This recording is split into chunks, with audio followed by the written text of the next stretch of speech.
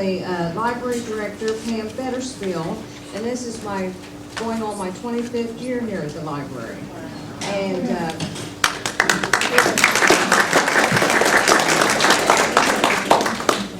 And this is our 8th year of doing our One Book, One Community Literacy program for adults. And this year's selection was Hannah Coulter by Wendell Berry, as you all know. And tonight we are so honored to have Mr. Berry, a world-renowned novelist, poet, environmental activist, and last but not least, a farmer. Mr. Berry has received many awards, such as the National Humanities Medal and the 2013 Richard C. Holbrook Distinguished Achievement Award. Even Prince Charles requested to meet Mr. Berry when he visited Louisville. I wish I could have been with him. On January the 28th, 2015, Mr. Berry became the first living writer to be ushered into the Kentucky Writers Hall of Fame. Recently, Mr. Berry was interviewed by a New York Times writer that asked him, of all the books he has written, which one was his favorite or his most personally meaningful one? And Mr. Berry replied, because I'm a living author, still at work, I think of what I'm writing, very little of what I have written. Many of Mr. Berry's writings are available at the Berry Bookstore in Newcastle, Kentucky, located next door to the Berry Center. Mary Jane Yates, the manager of the Berry Bookstore, will share some information about the store after Mr. Berry's presentation. Without further ado, please welcome Mr. Wendell Berry.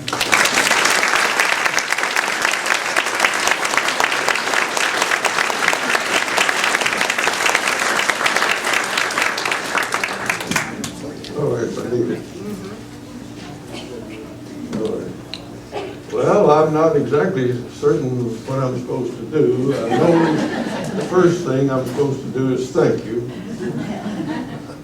for your kind attention to my book, and to have kind attention from neighbors is always a good thing. I heard that you were going to read Hannah Coulter, but I didn't hear whether you did it or not. And I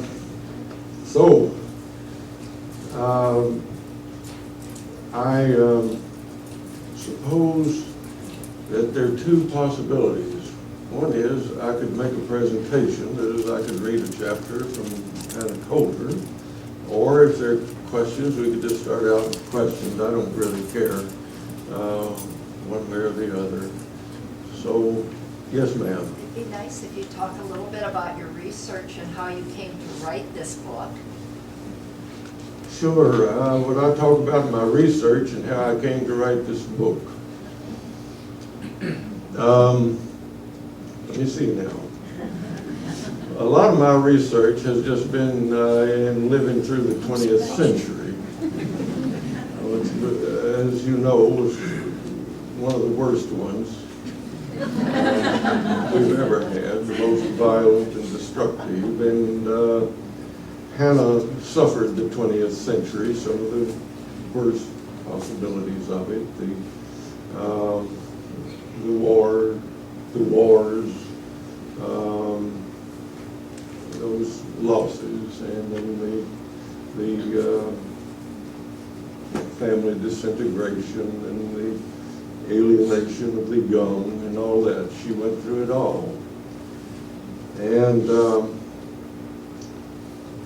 I did the chapter that I really did some research on was the chapter on evil, where was the battle? Okinawa, yeah. The two main sources for that were a book called The Old Breed by a soldier who fought in it. His name was Sled. I can't remember what his first name was. And then I read the history of the battle, a large book by George Pfeiffer. It's a very, well, it's hard to call those good books, but George Pfeiffer's book was thorough. The Old Breed book by the young Marine who fought in that terrible battle was also unforgettable. And a photograph of the boy, really, he was, after he'd been through that, is a heartbreaking photograph.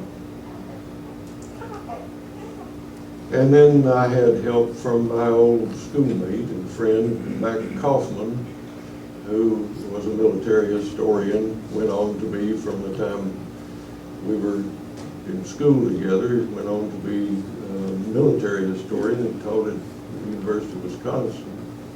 Mac came back to Lexington just in time to help me. And so there was some research of that kind. Mostly it was from memory. I'd had Hannah on my mind since January 1960, if I'm not mistaken. And so I suppose when the time came to write this book, I had thought about her plenty. And so there just came a time when I more or less began to hear her talk. And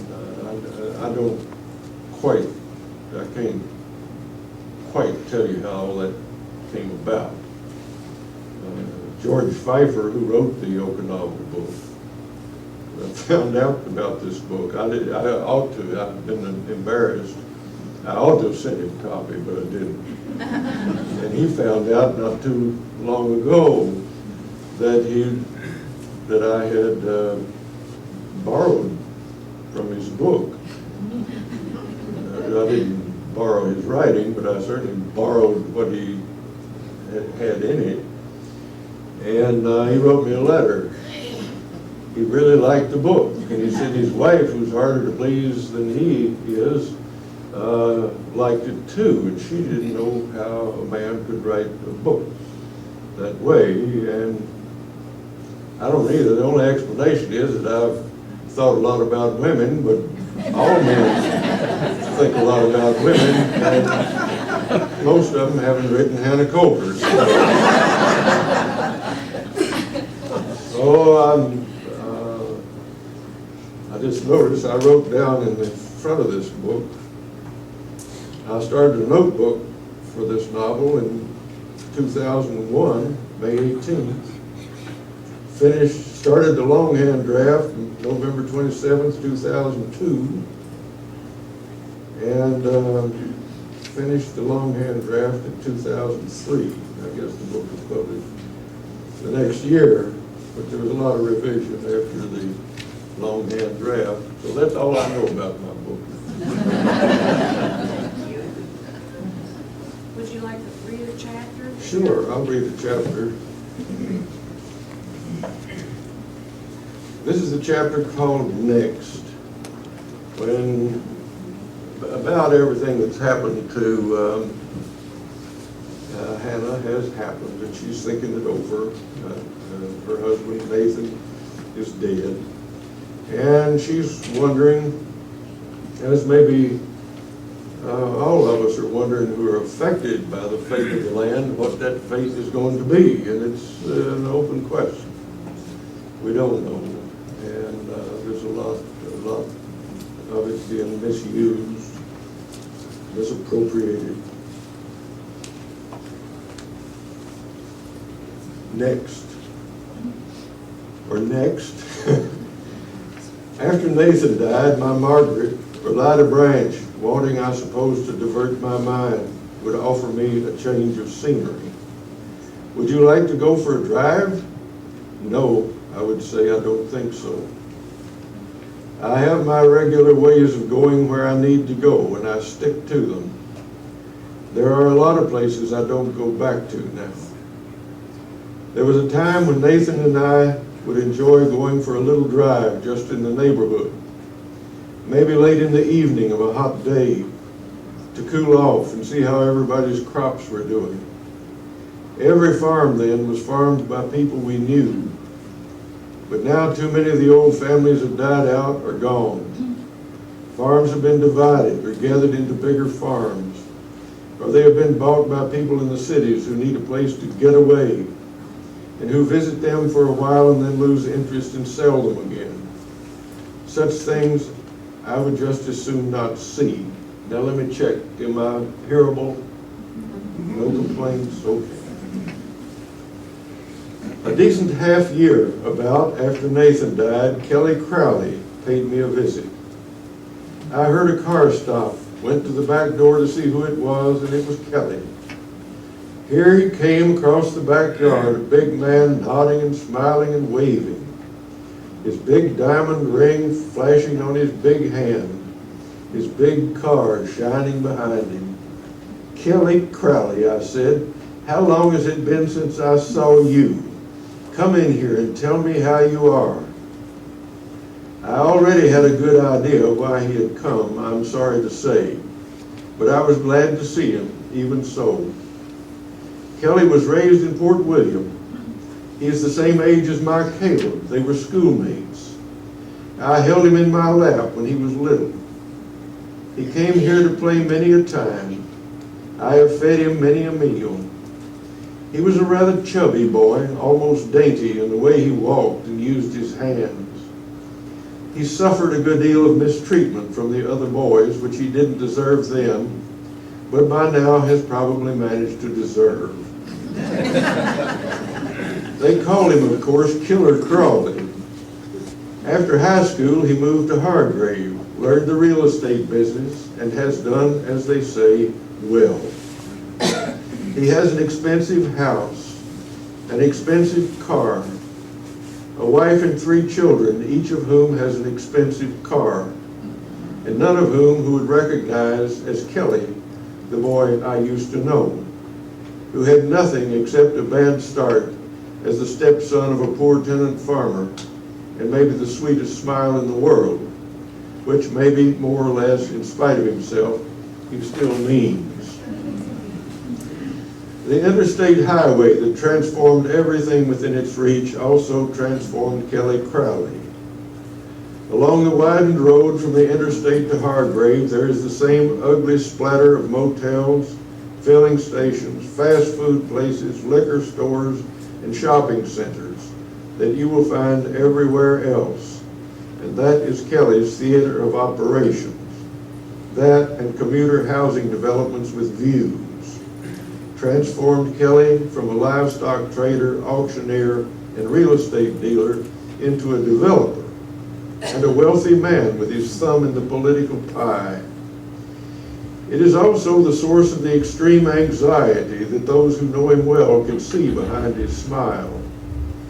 Kelly is dogged by the suspicion that other people know things he does not know, that profitable deals are being made without his knowledge, that desirable properties are being made available at a low price to somebody else. He has spent his life learning what other people have, how they got it, what they paid for it, what it is now worth, and how to get it. By something in his manner, he seems always to be referring to the self-denial and the sacrifice that he has had to suffer in making himself rich. He is a martyr to his own wealth and importance. And yet his smile is as sweet as it was when he was a boy. His manners are as winning as ever.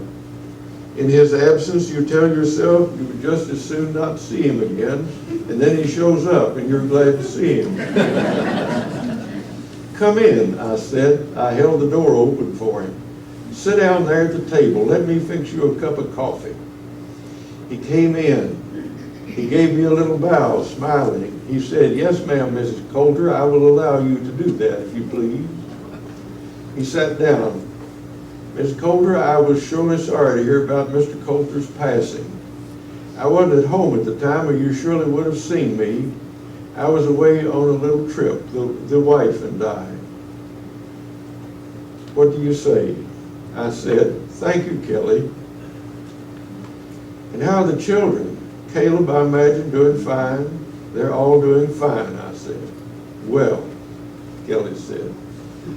That is his word when an exclamation of friendship and concern seems to be called for. It could mean approval or disapproval or almost anything else. Sometimes it means he is not listening. Caleb is still doing his research and writing his articles. He and Alice are fine. Well. Margaret is still teaching school. Well. And Maddie is in China or someplace, I reckon. He's always someplace else. Well. When it was ready, I brought cups of coffee for us both, gave him his, and sat down with mine. He gave me a bow and a smile and thanked me. "Well, I'm glad to hear they're all doing well. Mighty glad." He put in cream and sugar. He stirred rapidly and delicately. "And how are you, Miss Coulter?" he said, smiling and bowing. "In good health, I imagine, as always." He was looking straight at me through his smile, making his own diagnosis. And I was moved to look straight back. "Just fine," I said. "Well, I just imagine you might be moving down to Louisville to live with Margaret one of these days." I was ready for that, but I let the remark hang in the air for a while to get the full benefit of it. It managed to be all at the same time, a question, a recommendation, and an expression of sympathy for an old widow living alone. He finished stirring, laid the spoon down, picked up his cup with his little finger extended, and bestowed a tiny kiss upon the rim. I said no. And that hung in the air a while, sounding short. Just in time, I remembered Mrs. Feltner, who would have been nice to the devil himself on the chance that he might improve if treated well. "No, Kelly," I said, "I haven't thought of that. I've made no plans of that kind." "Well, surely, Ms. Coulter, you aren't thinking of living on here by yourself?" "I am thinking of living right here. By yourself? I just made sure you'd be going to live with Margaret or some of them." "I'm still capable of looking after myself," I said, "and of course I am looked after." "Well, I imagine Danny Branch and them will be farming your place for you?" "Yes, I'll always be able to depend on Danny." "Oh, they don't make them no finer than Danny Branch, no ma'am." He was drinking his coffee in something of a hurry, but precisely, in little sips. "You have a nice place here, Miss Coulter." He said this, looking swiftly around at the kitchen, into the living room, out the back window, at the barn and the ridge rising behind it, inventorying and appraising everything. After such a look, I believe he could have gone back to his office and made a long list. A lovely place. I said, "A lot of work and love has gone into the keeping of it." He spoke then under the obligation and burden of old friendship, a man of his authority, being unable to stand by at such a time and not speak. "Have you given any thought to the final disposition of it?" By then, behind his smile and his big dainty hands, I could see his anxiety, his almost panic. He was assuming, as I knew from the start, that as an old widow woman I would not know what I had or the worth of it, that I might not live long, that if I died and the children inherited the place, they would know the worth of it. They, being less provincial and backward than I am, would be harder to deal with than I would be. "Yes," I said, and then I said something that I had not thought of before, but have hardly ceased to think of since. "I'm giving some thought to putting it into a land trust to keep it from ever being developed." "Well," he said, "and I've given some thought to donating it as a wildlife preserve." "Well, I've thought of having myself buried right in the narrowest part of the lane with a stout rock wall around my grave." "Well," he said, as if this was just the sort of thing that nice old ladies like me usually did. He had finished his coffee. I stood up, and then he did. He took out his wallet and laid his business card on the table as he might have laid down a tip. "Well, Mrs. Coulter," he said, as if the previous things had never been uttered, "if you ever decide to sell, I surely would be obliged if you'd give me a chance to talk with you." "Well, of course, Kelly, I'll always be glad of a chance to talk with you." And then, the devil getting his work accomplished in spite of me, I heard myself say, "Kelly, I see you're putting on a lot of weight. I want you to take care of yourself. I'm busy here every day, and I would hate to have to quit and go to a funeral." He couldn't think of what to say. The idea of an old widow with desirable property sitting alive at his funeral turned his world of real estate upside down like a salt shaker and shook it. He gave me a quick, unsmiling look. "Yes, ma'am," and smiled. We parted at the kitchen door with expressions of mutual affection, perhaps real enough. But my world had got shaken too. The sound of his engine had hardly died away before I realized that I could no longer imagine our place. I couldn't see it in my mind's eye. What did he see in it? A country place for some rich professional person in Louisville or Cincinnati? Was our old, once renewed buildings shoved into a heap and burnt, and everything brand new? A hunting preserve for some sportsman's club? A housing development called the Woodlands? Whatever vision he had of the place as it might be had driven the place as it is out of my mind. I felt bereft and a little crazy. I felt a fierce homesickness. I put on my scarf and coat and went out. Of course, there it all was, familiar of old, just as I knew it. The shape of it clear and clean in the late fall with the trees bare.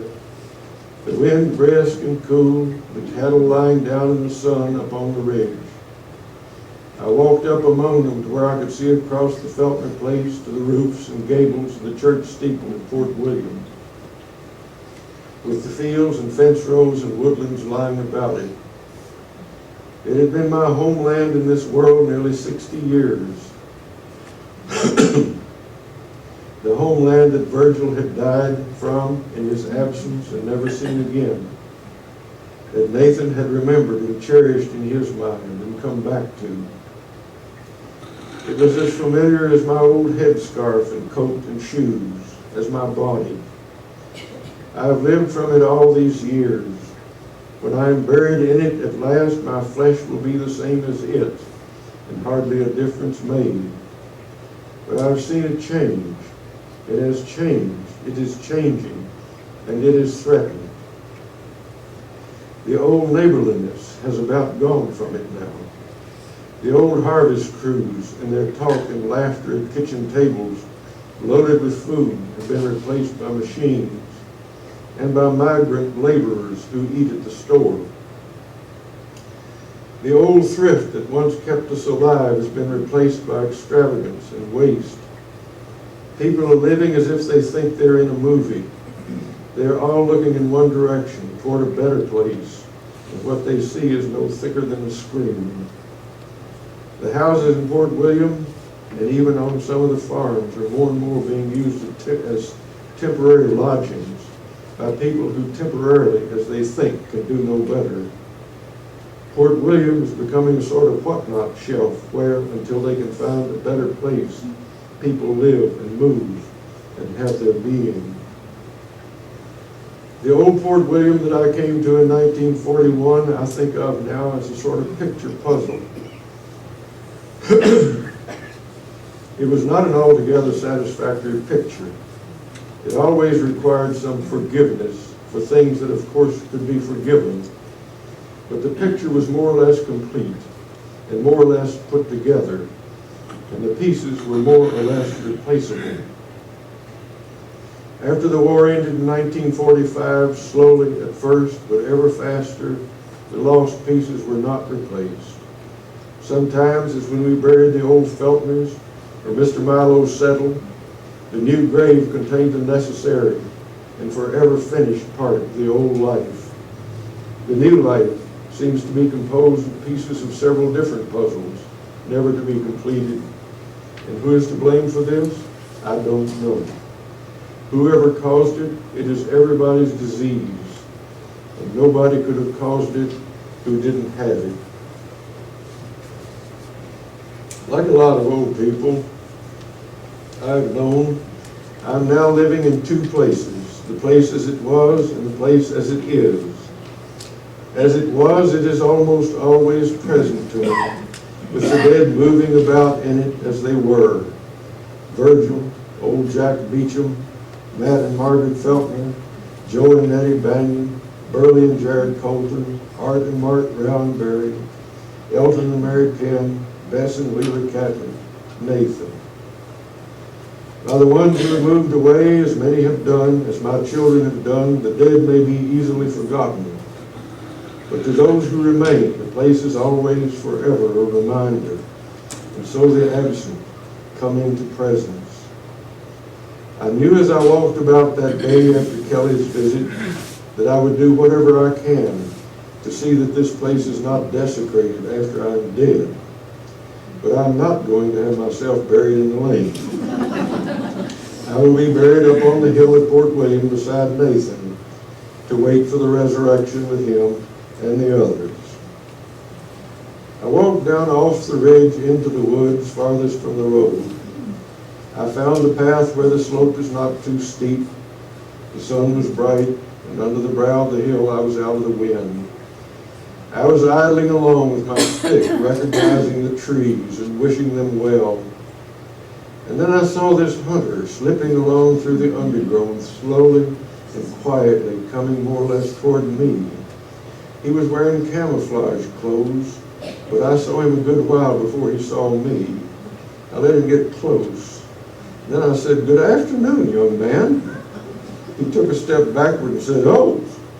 And then he pretended not to be surprised. He said, "Hello, are you Mrs. Coulter?" I said, "No." "Well," he said, "we have Mrs. Coulter's permission to hunt here." "We who?" "Me and my buddy." "I suppose you do," I said. "She's a generous old woman."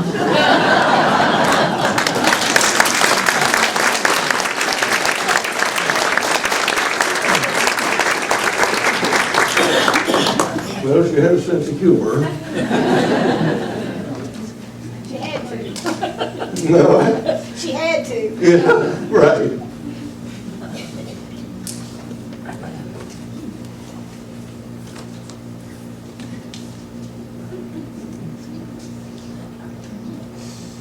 Well, I'm having a very good time. I see people out there I know. I can just stand here and look at them. Wow. Well, I was going to say too, in that New York Times article I read in March, they interviewed you about different aspects of what was your favorite book, and the part where you were supposed to pick a Kentucky author, and you said that you enjoyed the most, and what your answer was. Maybe you want to tell the audience. I thought it was a really good answer. Well, I didn't want to play the game that they were asking me to play, which I think is a kind of a high school game. They want to know what my favorites were of this and that. And in fact, I don't have one favorite. I may have a lot of favorites. Maybe I have a lot of best friends. I just, time comes when you don't need one best friend. One best friend's not enough. So I answered the questions as honestly as I could by saying that there were a lot of books, for instance, that I've needed, and I needed all of them for various reasons. I needed them. I was glad to have them. So on. And I got a letter the other day from a fellow who thought that I'd been brushing them off. And so I had to write and say, well, I'd answered. He he was assuming that I was lying. And I told him I'm doing my best to take the questions, to answer them seriously and tell the truth, which I did. Then it said, what's my plan? What am I planning for next work? And I said, well, I'm 81 years old. And I've learned about plans. And I didn't make them. And then I said, like the foxhounds and all other good Christians, I'll follow my nose. And I had a biblical text, take no thought for tomorrow, and so I explained that to my correspondent. I said, you know, when a foxhound is running a fox, he's taking no thought for tomorrow. And when I'm doing my reading and writing, I'm on the scent too, and I'm taking no thought for tomorrow. But I thought, we live in a teenage world in a way that insists on everything being a race and on having a winner. And I'm just long past that. Most of my life, I think I've been past that. Yes? Speaking of races, do you have any thoughts you'd like to share about the current political campaign?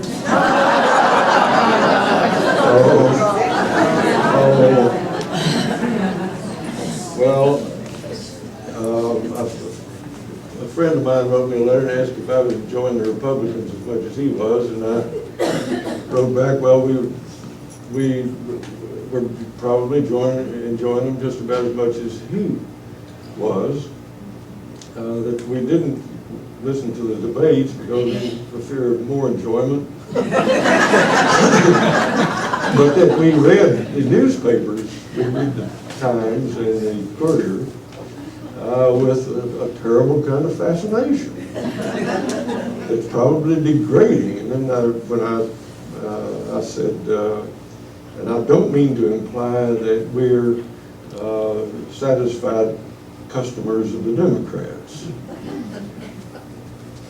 I don't know what to make of this. Things are being said in public that I didn't expect to hear, including our governor's recommendation against French literature and the lieutenant governor's recommendation against the study of history. So this is a different kind of education we've been graduated to. The old Jeffersonian vision of education was that you would have a knowledgeable, alert citizenry that President Eisenhower talked about when he talked about the military-industrial complex. Would you describe your relationship with the late Edward Abbey? I know you went to the wake when... Oh, yeah. Well, it's like a lot of things. I went to his wake. I'd never seen him in the flesh. I see.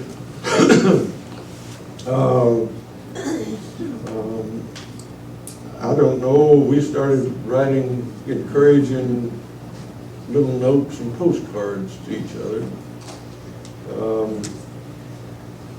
I just happened on his little novel called Fire on the Mountain. I think it's Yeah. about an old rancher Yeah. in New Mexico who wouldn't sell his ranch to the Air Force, or is it the Alamogordo? Maybe, I'm not sure. But anyway, it was the Air Force, and the old man wouldn't sell his ranch. Yeah. He was causing all kinds of trouble. As old people really ought to, you know. He was causing a lot of trouble. And finally, this young officer came out and said, "Good news, sir. We're going to let you stay." And he said, "You're not going to let me do anything." Well, that moved me. I mean, I wept when the old man said that. And I wrote Abby. I really, and he has a reputation of being an anti-rancher, but all his bad reputations he cultivated very carefully. But then he was ill, and he made a trip east, and he was going to come to see me, but he didn't. And I think his health failed him then. And and he died, and then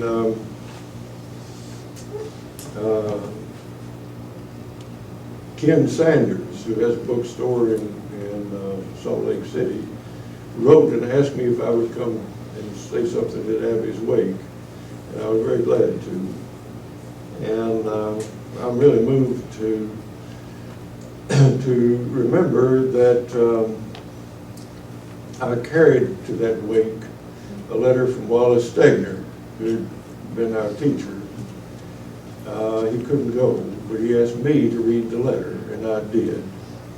And it said, called Abby, a red-hot moment in the nation's conscience. It was a very generous letter, and from a man who wasn't at all Abby's type.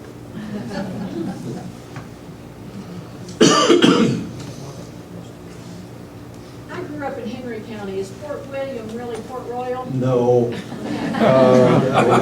Port William wouldn't exist if it had not been for Port Royal, for certain.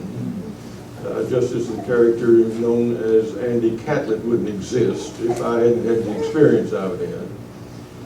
But there are some very deliberate changes. I mean, there's a lot of lore in Port Royal, anecdotes, good stories that I've borrowed freely and used verbatim. I mean, the philosopher king down in Port Royal who said that age had improved his morals a lot more than Methodism ever did. I didn't help myself to stuff like that. The plots don't come from Port Royal, and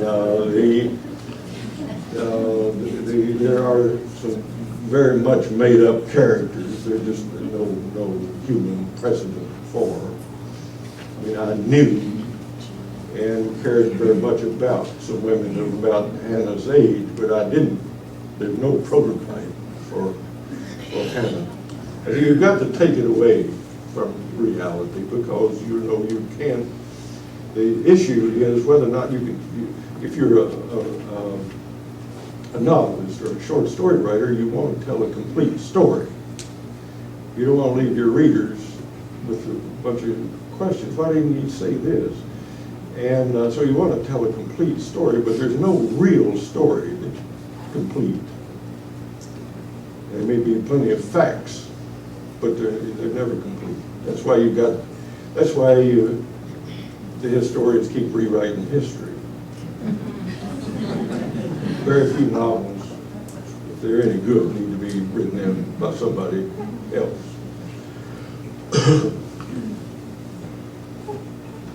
I read somewhere that you were described as a didactic writer.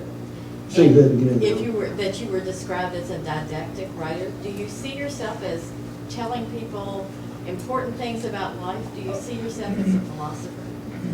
Well, Because I did, and I wondered if you see yourself that way. Well, sometimes I've written things as an essayist. I've been trying to make a case for instance, a better kind of farming. And so I would say that's didactic enough. But a novel may teach, but I don't think it's didactic. I didn't write this novel with the idea of teaching somebody something. But Jacques Maritain said something very good, and I think it settles the issue.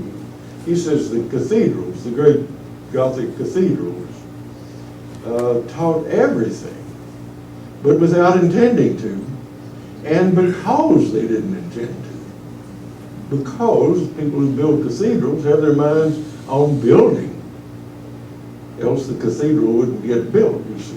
And the same way with a novelist, I think.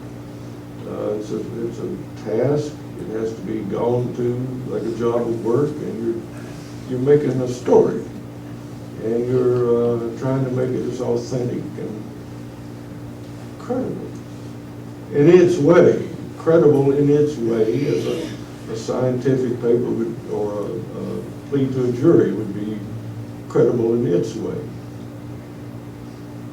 So that means you've got to imagine him writing a novel. The details have to be imagined. Is the cover art, is that the Harlan Hubbard that Yeah. traveled the Ohio? That's Harlan Hubbard, yes, that's that Harlan Hubbard. Now, I've made a lot of use in my fiction of paintings by Harlan. Because Harlan was painting up in Campbell County, I think it was. At the time, a lot of these stories are taking place back when people were raising little crops of tobacco on those hill farms.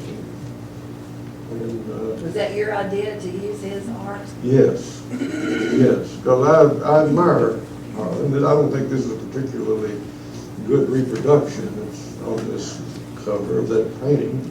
But Harlan was a good artist and a good writer. When Harlan died, I said to myself, well, I'm going to spend the next year thinking about Harlan. And I'll look at his pictures and I'll reread his writing. And I'll just do that. I needed to do it. So then I got invited to give a lecture. And it was going to be printed in a book. And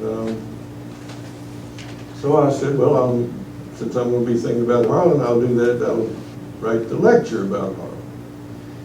And then my friend Don Wallace from over in Madison, who was a friend of Harlan's, I told him what my project was. And he said, well, you'll have to go to the bank over there. They've got his whole painting estate over there in the vault. His estate hadn't been settled. And by the way, you ought to see his journal. And he sent me a big box with 2,000 typed pages of Harlan's journal.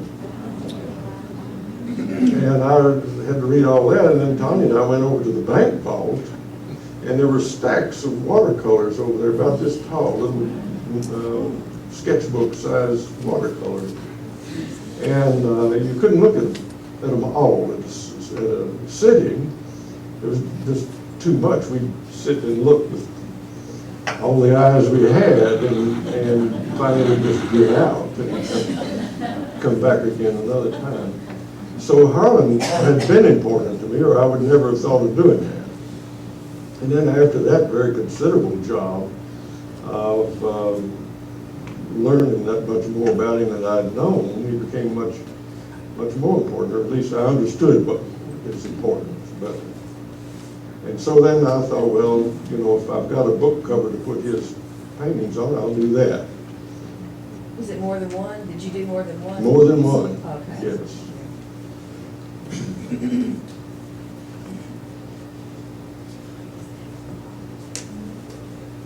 Well, we certainly appreciate you giving your time tonight. We have Well, a thank you. special little gift for you. Well, that's very nice. It's a we'll sign with the badge. All right, well, And then that's the windshield for your file. well, thank you. But thank you for. Thank you very much. And I thank everybody. I really appreciate it.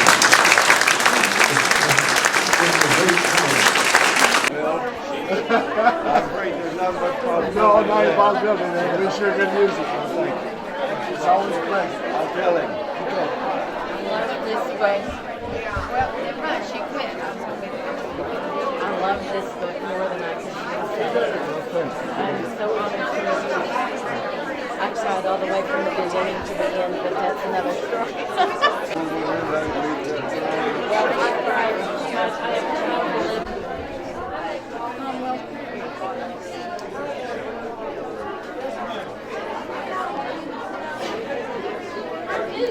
This is the 14th, isn't it?